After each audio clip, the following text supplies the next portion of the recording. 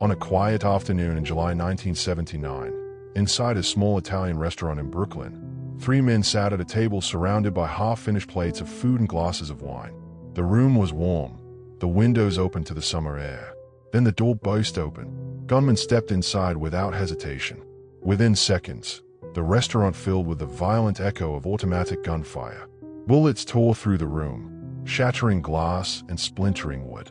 When the shooting stopped, one man remained slumped in his chair, a cigar still hanging from his mouth.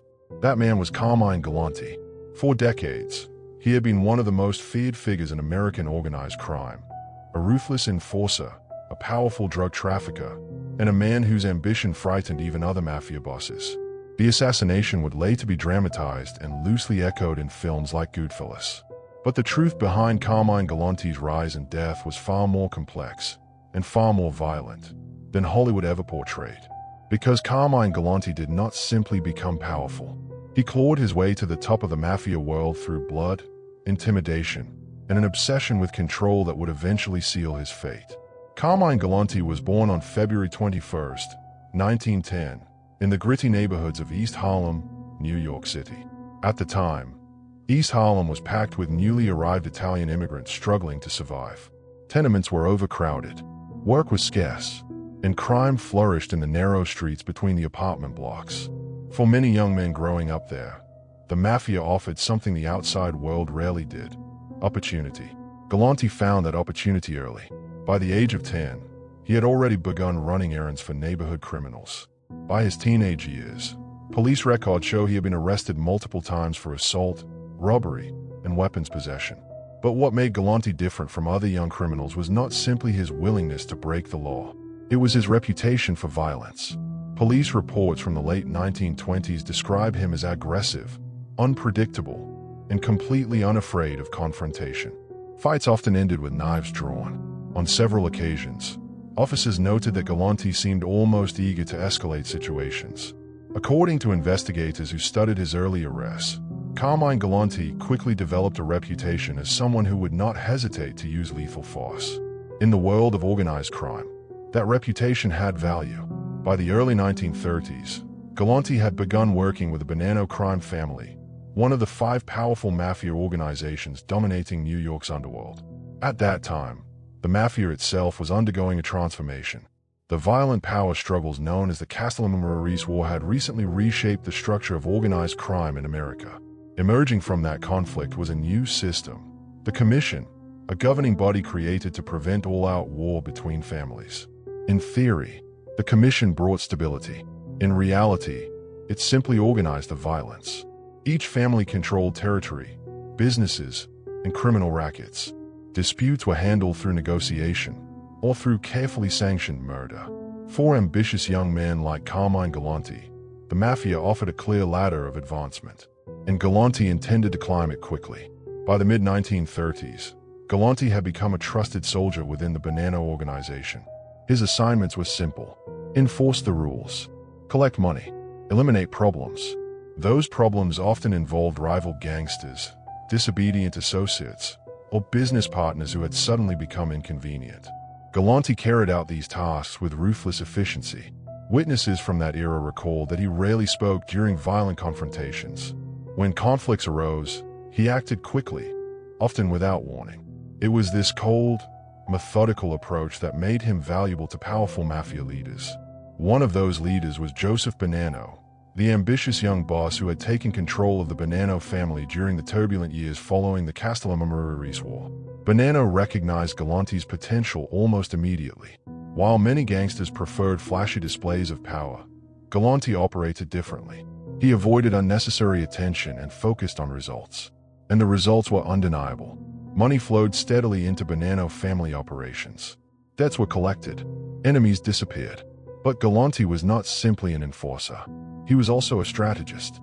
By the late 1940s, he had begun focusing on a criminal enterprise that would eventually reshape the entire mafia economy: narcotics. At the time, many mafia bosses avoided the drug trade. Officially, the Commission had discouraged large-scale narcotics trafficking.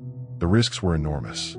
Federal sentences for drug crimes were far harsher than those for gambling or extortion. But the profits were impossible to ignore.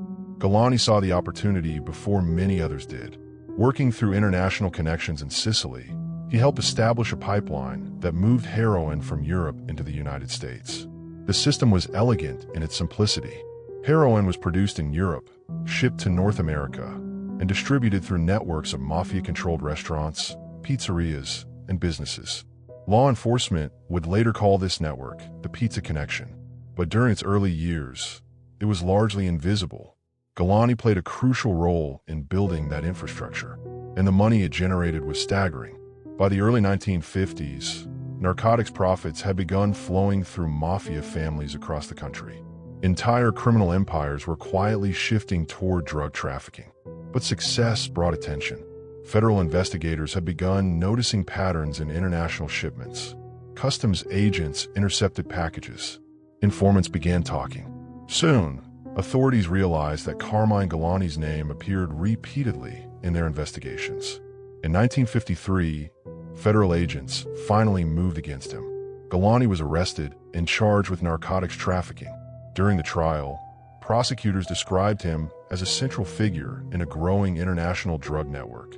Evidence linked him to heroin smuggling operations spanning multiple countries. Galante showed little emotion throughout the proceedings. When the verdict came back guilty, he received a 20-year prison sentence. For most criminals, such a sentence would have ended their careers. But Carmine Galante was not most criminals. Prison did not weaken his influence. In fact, it expanded it. Inside federal prison, Galante continued communicating with Bonanno family members and Sicilian contacts. According to later investigations, he helped maintain heroin distribution networks even while incarcerated. Prison guards often described him as calm, disciplined, and patient. He spent years studying the structure of organized crime, analyzing power dynamics within the mafia families. And during those long years behind bars, the mafia itself began changing. Old bosses were aging, new factions were emerging, and the drug trade was becoming the most profitable business in organized crime. Galante understood something many others did not. The future of the mafia would belong to whoever controlled narcotics.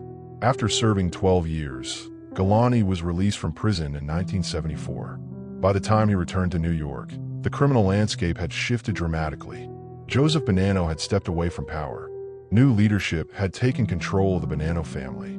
But Galante still had powerful allies, especially among Sicilian drug traffickers who trusted him more than the new American-born bosses. Within months of his release, Galante began rebuilding his power base. He surrounded himself with loyal Sicilian bodyguards. He reopened heroin distribution networks, and he began consolidating control over the Bonanno family's narcotics operations. But his rapid rise created a dangerous problem. Other mafia leaders began to notice. According to multiple documented accounts, Galante was behaving less like a loyal capo and more like a boss. Money was flowing through his operations. Sicilian hitmen were answering directly to him, and rumors began circulating that Carmine Galante intended to take complete control of the Bonanno family. For the Mafia Commission, that possibility was deeply alarming. Because if Galante controlled the heroin trade and the Bonanno family, he would become one of the most powerful figures in organized crime. And history had already shown what happened when one man became too powerful. Eventually, someone decided the situation had gone too far. Somewhere in the shadows of New York's underworld, a quiet decision was made. Carmine Galante had to die. And on a hot summer afternoon in Brooklyn, the trap was already being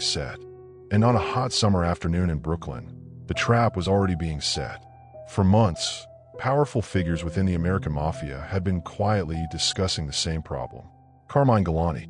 His return from prison had changed the balance of power inside the Bonanno crime family almost overnight. Instead of reintegrating himself quietly, Galante had moved aggressively. He installed loyal Sicilian gunmen around him, strengthened his control over heroin distribution networks, and began behaving as though the Bonanno family already belonged to him.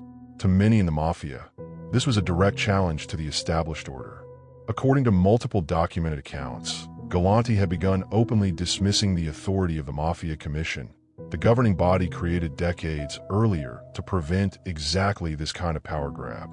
Worse still, He was expanding the heroin trade at a scale that frightened even seasoned crime bosses. Narcotics brought immense profit, but also intense federal attention. And the commission had long understood a simple rule of survival. Too much visibility could destroy everything. Galante did not appear concerned. By 1978, his position inside the Bonanno family had become unmistakably dominant.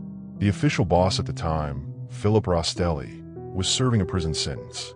In theory, other captains were managing the family's affairs during Rostelli's absence. In reality, Galante had begun acting as the real power behind the organization. He installed trusted Sicilian associates, often referred to by investigators as the Zips, throughout key operations. These men had strong ties to heroin producers in Sicily and answered directly to Galante. To many long-time American-born members of the Bonanno family, this shift felt like an invasion. Money that once flowed through traditional mafia channels was now being redirected through Galante's narcotics empire. Respect was fading, authority was eroding, and resentment was building. According to investigators who later reconstructed the internal conversations of the Mafia Commission, several powerful bosses began privately discussing a drastic solution. Galante's ambitions could not be negotiated. They could only be stopped. By early 1979, the decision had quietly taken shape. Multiple crime families were believed to have approved a plan to eliminate Carmine Galante. But assassinating a mafia captain was never simple. Galante was cautious. He traveled with armed guards, many of them fiercely loyal Sicilians who rarely left his side. He avoided predictable routines and preferred meeting associates in controlled environments. Yet even the most careful men develop habits. And Galante had one particular routine that would eventually expose him. He loved food. Galante frequently visited Joe and Mary's restaurant in Bushwick, Brooklyn, a small Italian establishment owned by a family connected to the Bonanno organization. The restaurant provided privacy, familiarity, and loyal staff. Most importantly, Galante felt comfortable there. Too comfortable. Investigators later concluded that the assassins likely studied his routines for weeks. They learned when he arrived, who he met, where he preferred to sit. They also knew something else. Galante's bodyguards did not always remain inside the restaurant. Sometimes they waited outside. And sometimes, when the environment felt safe enough, the protection around him relaxed. On July 12, 1979, Carmine Galante arrived at Joe and Mary's restaurant shortly after noon. He was not alone. Two trusted Sicilian associates were with him, Leonardo Coppola and Giuseppe Turano, both experienced members of his inner circle. They took a table in the small outdoor patio area behind the restaurant. Wine was poured. Food was served. At one point, Galante lit a cigar and leaned back in his chair. Witnesses later recall that the atmosphere seemed calm, almost routine. But something unusual was happening nearby. According to investigators, several armed men had already positioned themselves around the restaurant. They were waiting. Shortly after 2:30 p.m., the assassins made their move. Three gunmen suddenly entered the patio area. They were carrying shotguns and pistols. There was no warning, no negotiation, no hesitation. The attack began instantly. The first blast struck one of Galante's companions before anyone at the table had time to react. Within seconds, the patio erupted into a storm of gunfire. Bullets shattered plates, glasses, and chairs. Witnesses inside the restaurant heard deafening explosions as the assassins fired repeatedly at the table. Leonardo Coppola and Giuseppe Turano were struck almost immediately. Both men collapsed under the barrage of gunfire. Galante himself attempted to move, but there was nowhere to go. Multiple shots struck him in the chest and head. Within moments, the three men at the table were dead. The attack had lasted less than 20 seconds. Then something strange happened. The gunmen stopped firing. Instead of continuing their assault, they calmly turned and walked away. Several witnesses later described the killers leaving the restaurant area with surprising composure. One reportedly removed his mask as he exited, suggesting that whoever organized the assassination wanted the killers recognized. This was not a random act of violence. It was a message. Inside the patio, Carmine Galante remained seated in his chair. His cigar was still clenched between his teeth. Photographs taken by police later that day would become some of the most infamous images in mafia history. The once feared drug kingpin lay motionless at the table, surrounded by shattered dishes and spilled wine. Law enforcement arrived quickly. Detectives from a New York police department secured the scene, while federal agents from the Drug Enforcement Administration began examining the evidence. The assassination immediately attracted national attention. Galante had been one of the most prominent targets in ongoing narcotics investigations. His murder raised serious questions about the internal conflicts raging inside the mafia. Investigators quickly noticed a critical detail. Galante's bodyguards were nowhere to be found during the attack. 2 men assigned to protect him had mysteriously disappeared moments before the gunman arrived. When questioned later, they claimed they had stepped away briefly. To experienced detectives, the explanation sounded suspicious, because in mafia assassinations, timing is rarely accidental. Over the following weeks, federal investigators began piecing together what had happened. Informants provided fragments of information. Surveillance records revealed unusual meetings between leaders of several mafia families, and rumors spread rapidly throughout the underworld. The consensus among law enforcement was becoming clear. The assassination of Carmine Galante had not been ordered by a single rival. It had been approved by the Mafia Commission itself. According to investigators, several powerful figures had concluded that Galante's growing control over the heroin trade threatened the stability of organized crime. If one man controlled that much money, the balance of power would collapse. The commission had been created to prevent exactly that. And when diplomacy failed, the mafia relied on a different solution: murder. But eliminating Galante created new problems. The Bonanno family was suddenly leaderless. His Sicilian loyalists were furious, and federal investigators were paying closer attention than ever before. Even more troubling, whispers began circulating that several high-ranking mafia figures had quietly supported the assassination.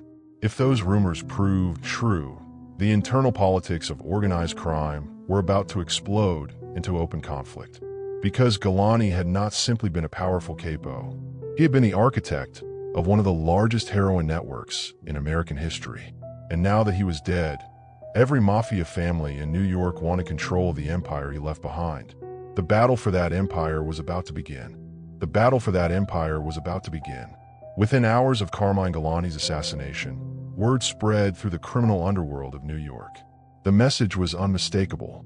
One of the most feared figures in organized crime had been eliminated in broad daylight, inside a restaurant, surrounded by people he trusted. And the method of the killing told experienced mafia observers something important. This was not revenge. It was discipline. According to multiple documented accounts, the murder carried the unmistakable signature of a commission-approved execution, a carefully sanctioned removal designed to restore balance inside the mafia hierarchy. But removing Carmine Galante did not instantly stabilize the Bonanno crime family. In fact, it created chaos, because Galante had spent the previous 5 years consolidating power in a very specific way. Through narcotics, the heroin network Galante had helped construct was massive. Federal investigators later described it as one of the most profitable international drug pipelines operating in the United States during the 1970s. Heroin flowed from laboratories in Sicily, moved through European distribution channels, and eventually arrived in North America. From there, the drugs were distributed through a surprising network of legitimate businesses: pizzerias, restaurants, food import companies, small storefronts that appeared perfectly ordinary to customers and neighbors. Behind the scenes, they were quietly functioning as nodes in a sophisticated smuggling operation. Law enforcement would eventually label the system the Pizza Connection, and Carmine Galante had been one of its primary architects. With Galante dead, that empire suddenly lacked a clear leader. His Sicilian loyalists, the Zips, remained deeply involved in narcotics trafficking, but they no longer had a powerful American mafia figure protecting them from rival factions. Inside the Bonanno family, tensions escalated immediately. Several captains began maneuvering for control of Galante's operations. But the situation was complicated by one important factor. The official boss of the Bonanno family, Philip Rostelli, was still in prison, and many within the organization remained loyal to him. According to investigators who later reconstructed the internal politics of the Bonanno family, Galante's assassination had been partially intended to restore Rostelli's authority.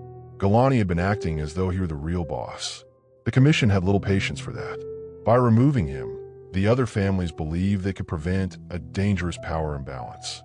But organized crime rarely behaves according to simple plans, because the narcotics empire Galante created had already changed the priorities of many mafia members. Drug money was simply too profitable to abandon, and whoever controlled the heroin trade would possess enormous influence. Federal investigators quickly recognized that Galante's death might create a rare opportunity. For years, the Drug Enforcement Administration had struggled to dismantle the heroin networks connecting Sicily to New York. The operations were complex, secretive, and protected by layers of mafia discipline. But now the leadership structure had been disrupted.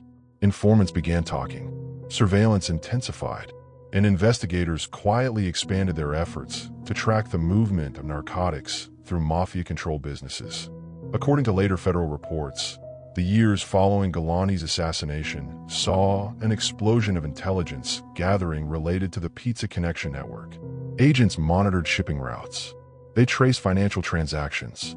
They cultivated confidential informants inside Italian-American crime circles. Slowly, a picture began to emerge, and it revealed something even larger than investigators had initially suspected. The heroin network was not controlled by a single mafia family. It was an international partnership. Sicilian mafia groups were producing and exporting heroin, while American crime families handled distribution. Profits flowed across the Atlantic. Millions of dollars moved through banks, businesses, and shell corporations. And for years, law enforcement had struggled to understand the full scope of the operation. Carmine Galante had been one of the central connectors holding the system together. Without him, communication between factions became less organized. Mistakes began to appear, and those mistakes attracted attention. Throughout the early 1980s, federal agents began arresting individuals connected to the network. At first, the arrests were small: street-level distributors, restaurant owners, courier operatives moving packages between cities. But each arrest generated new information. Investigators pieced together connections between pizza restaurants across the United States, many of them linked to Sicilian immigrants who maintained ties to organized crime families overseas. The pattern became impossible to ignore. In 1984, federal authorities finally launched a massive, coordinated crackdown. Dozens of suspects were arrested in what would become one of the largest organized crime prosecutions in American history. The case was formally known as United States versus Badalamenti, but the media quickly gave it a more memorable name: the Pizza Connection trial. During the trial, prosecutors presented an enormous amount of evidence detailing the heroin pipeline connecting Sicily and the United States. Wiretaps, financial records, witness testimony, secret meetings recorded by undercover agents. And throughout the investigation, Carmine Galante's name repeatedly appeared in testimony and historical records. Even though he had been dead for years, his role in constructing the narcotics network remained unmistakable. According to federal prosecutors, Galante had been among the first American mafia figures to recognize the enormous potential of international heroin trafficking. While other bosses hesitated, he embraced the business fully, and for a time, it had made him incredibly powerful. But the same ambition that built his empire had also created the conditions for his death. Because in the mafia world, power was always shared, or was destroyed. By the end of the Pizza Connection trial, more than 20 defendants were convicted on charges related to heroin trafficking. The case exposed deep connections between Sicilian organized crime and American mafia families. It also revealed how the drug trade had reshaped the priorities of organized crime during the second half of the 20th century. The traditional rackets, gambling, loan sharking, labor corruption, still existed. But narcotics had become the most profitable enterprise of all. Carmine Galante had understood that long before many of his contemporaries. And in pursuing that understanding, he had pushed too far. The film Goodfellas would later portray a world where mafia violence seemed chaotic and spontaneous. But the real story of Carmine Galante revealed something different. His death was not random. It was organized, sanctioned, carefully planned by men who believed they were protecting the stability of the mafia itself. Investigators would later conclude that several powerful figures likely approved the hit. men who feared Galante's growing influence over the heroin trade. Those decisions were never officially confirmed. In the world of organized crime, such confirmations rarely exist. But the pattern was clear. Carmine Galante had become too powerful, and the mafia had responded the only way it knew how. On that summer afternoon in 1979, when the gunman walked into Joe and Mary's restaurant, the outcome had already been decided. The cigar in Galante's mouth, the wine on the table, the quiet patio behind a restaurant, all of it would become frozen in one of the most infamous crime scene photographs in mafia history. A man who had spent decades enforcing violence had finally become its victim. The film never showed the full truth, but the truth was far darker. Because Carmine Galante did not fall because of law enforcement. He fell because the empire he built had frightened the very organization that created him. And in the silent rules of the mafia, there was only one solution for a man who threatened the balance of power. He was removed, permanently.